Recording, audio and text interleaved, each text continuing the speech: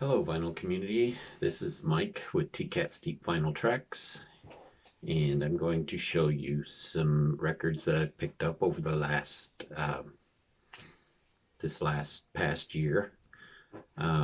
Still catching up on some of the ones that I missed during the 8 months that I was offline.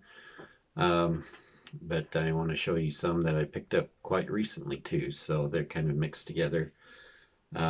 This first one is a good start to the Christmas season, and I'm usually not one to pick up Christmas albums, but every once in a while I'll see something, usually instrumental, that I like as far as Christmas music goes. And this one is the Narada, the Christmas Collection. This is not one that I see very often, so we're talking about $1 for this record. Definitely well worth it. And it's got a collection of new age Narada artists on this one. And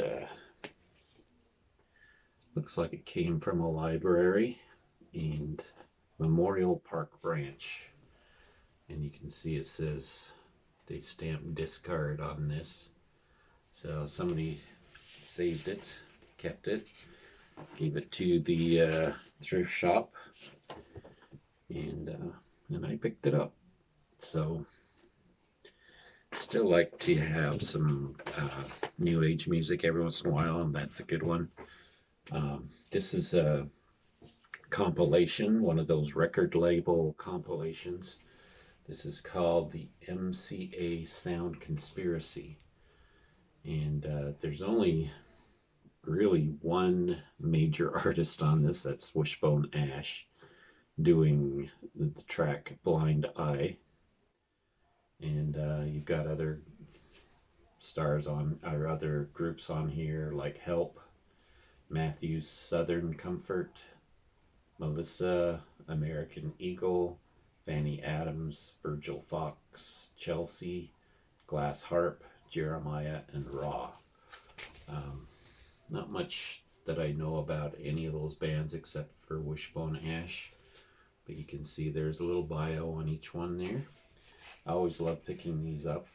I have this thing for record label compilations. A lot of times you hear groups that you end up liking and end up getting more of their albums. So here's another one to add. Again, I like certain classical things, especially Bela Bartok is one of my favorite composers. And this is a box set. It's, I don't know if it's a German box set. Yeah, it's Western Germany. And this is the album For Children, Volumes 1 and 2. And For Children is all piano solos. I remember playing these many years ago on the piano, and I always liked Bela Bartok anyway because of his kind of percussive sound. So this has got everything. They're all short tracks. Some of them, many of them under even a minute. But what's amazing is how developed all of these songs are, which is why I love it so much. And it comes with this booklet. Part of it is written in English. It's not all German. I don't know what other languages are there. But it's on the Telefunken label. That's what it looks like. So happy to get that one. Anything, like I say, by Bela Bartok is something that I really like. So he's one of the classical artists that I'll pick up. 12-inch single from a band that you usually don't see 12-inch singles from. This is from Yes, the 90,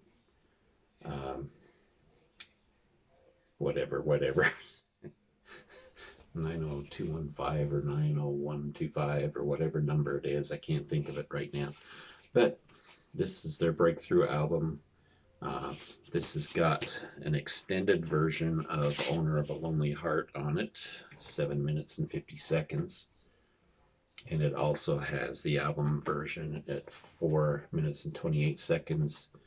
And also Our Song, which comes from that same album, 90215. And that's what's on that one. Been looking, I don't see a lot of the old funk anymore. It seems to be hard to find. So I was pretty happy to find this one. It has one of my favorite tracks on it from that genre.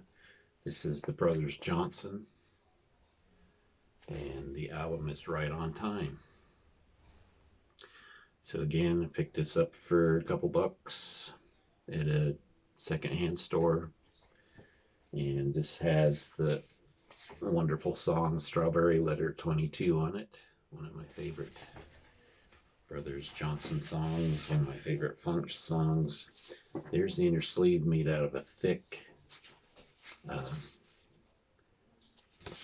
paper, cardstock, and it's on the A&M label. A couple by this hard rock band. Everybody knows who they are. This is Triumph. This particular album is Just a Game. And I've owned some Triumph records in the past, and always seem to like them. So, and there you go. There's the gatefold. Has like a game board in there. You can play a game if you have pieces to move around, and some pictures of the band forming live. There you go. It's on the Attic label. And also from Triumph, Rock and Roll Machine. Another great album. I have heard this one before, and this has a cover of Rocky Mountain Way on it. I don't know if I've ever heard their version of it, but I'll give it a try again on the same label. Strangely enough, I am a fan of the Doobie Brothers, especially the Tom Johnston years. And this is a great album by them called Stampede. I don't know, many of you have probably heard this, but I really like this album. And just because it has more of a Western feel to it than their other albums do. And especially the song Nils Fandango, I think it's just an excellent song. And it is a song about Neil Cassidy and some of his exploits. So there's that. Big Vangelis fan. One of these days I may go through my Vangelis records. I have quite a few of them. And if you're interested in that, let me know. But I picked this one up. This is John and Vangelis, short stories. I've had the other John and Vangelis records. I think they did 3 altogether, so now I've got all of them. So, short stories. This is a great album. And as you see, it includes a free 12-inch single, which was in there. This particular copy cost me $5, which is not too bad. And here's the 12-inch single that it comes with. One side has I Hear You Now, and the other side is I'll Find My Way Home. One of those is a non-album track. And then we also have the record itself, the album, short stories. Great stuff. I love Vangelis' music, and John Vangelis together is perfect. He's got the perfect voice for Vangelis' music. This is the first Booker T and the MGs record that I have ever owned, so Was happy to see this for $3. This is called Melting Pot. I actually got this one just the other day. Excited to have a listen to this. It's got 7 tracks altogether, 4 on one side and 3 on the and no, sorry, 8 tracks, 4 on one side and 4 on the other. Not familiar with any of these songs, but from what I've heard from Booker T and the MGs, you know, it's got that great jazzy, funky sound, and of course it's on the Stax label. I think Jack from Vinyl Martini just showed that he just got his first Booker T and the MGs album, so there's mine.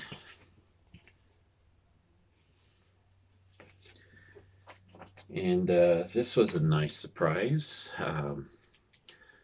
Fairly brand new, almost minty. Not the cover itself, but the records themselves are quite minty. $2.49 at the Value Village, believe it or not. And I guess they didn't know what they had here, but this is Fortet, an electronic group that did some rave and some electronic music. This particular album has a little bit of both on it.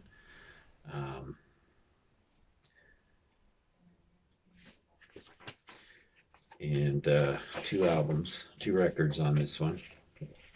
There Is Love in You is the name of the album. I was trying to pick that off at the side, but it was kind of a little piece of the title was missing. So There Is Love in You. And I said 2 thick pieces of vinyl in this one. Back when the thicker vinyl was a popular thing. And there's the inner sleeve. Something interesting. Kieran is the name of the person behind this project, so this, I'm assuming, is a signed copy. Of course, I haven't had that validated. I don't know if that changes the worth of it, much or not. He also signed the inner sleeve. So, there you go. Pretty cool. I've listened to this album, and it is very good. Good, surprisingly good amount of variety on this album. It's a Fortet. Nice surprise. And another excellent surprise. One of those that you can't believe you'd see in any thrift store. And that is the Black Keys, El Camino. Looks like a brand new copy. It was not sealed, so it was listened to at least once, but just in perfect, beautiful condition. Always happy to find anything by the Black Keys. Now, I did pay a little extra for this. They had it marked at $15. I get a discount there since I'm an old man. And got it for $10. So that was well worth it. There you go. There's the label, just perfect condition, brand new. I know it goes for a lot more than that, but excellent album. One of my favorite Black Keys albums, and just thrilled to find that one, of course. One last thing. I did find a box set I've been looking for a while. I did pay a little extra for this, but it's definitely well worth it, and I would do it again. For $50, I got Neil Young's Archives #1. I have been looking and looking for this, hoping against hope that I would find a nice used copy of it. I didn't think I ever truly would, but there you go. That's how it opens. And then on the inside, it comes down, you get all the, both sides are full of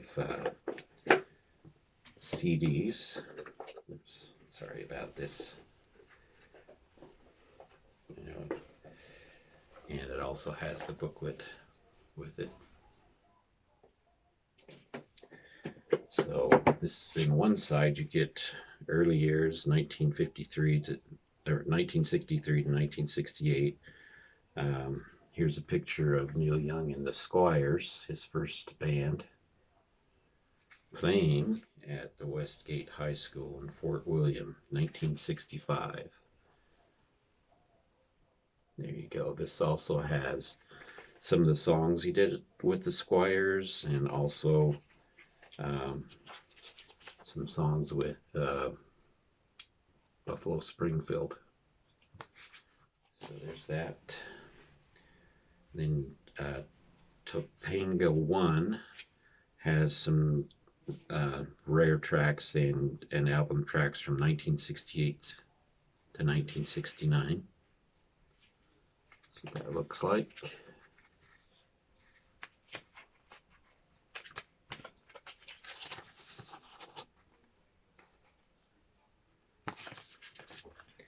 So these are some, a lot of these are songs or cuts that you don't get off the regular albums. And some of them are directly off the album, so you get a mix of both. The next disc is a live album, Live at the Riverboat, 1969.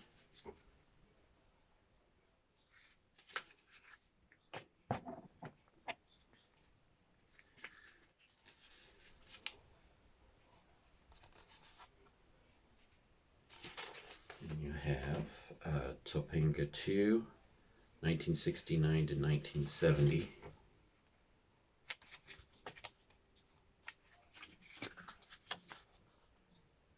Most of these live sets are acoustic, which is just great.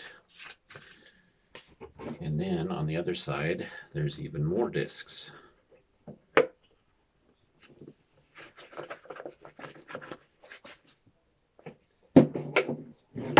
The poster was in there.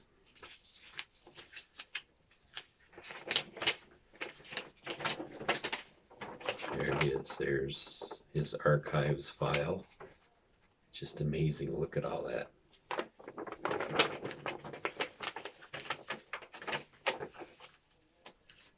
Okay, and the remaining discs, you get Crazy Horse at the Fillmore from 1970. You also see Miles Davis was showing there, John Mayall, the Moody Blues, Joe Cocker, Brian Auger, and again another. Oh, this is Crazy Horse, so this is a full band set.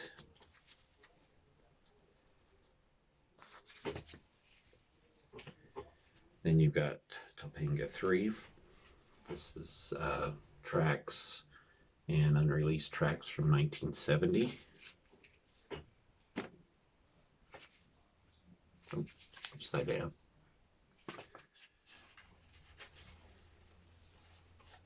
There's also alternate versions of some of the songs too. So it's just like got lots of great stuff that you can't find anywhere else. I've just been wanting these so bad ever since they first came out. I don't know if I'll be lucky enough to find the second volume and the third volume or not, but anyway, I keep hoping. I never thought I would get this one. Live at Massey Hall, 1971.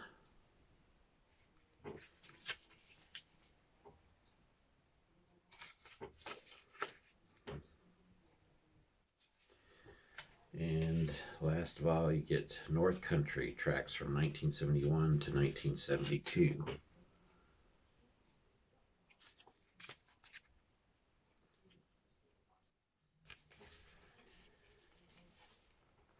Very excited to find this, and it's just loaded with some excellent music, both recorded from before and unreleased from before. Just great stuff. What an amazing collection that is.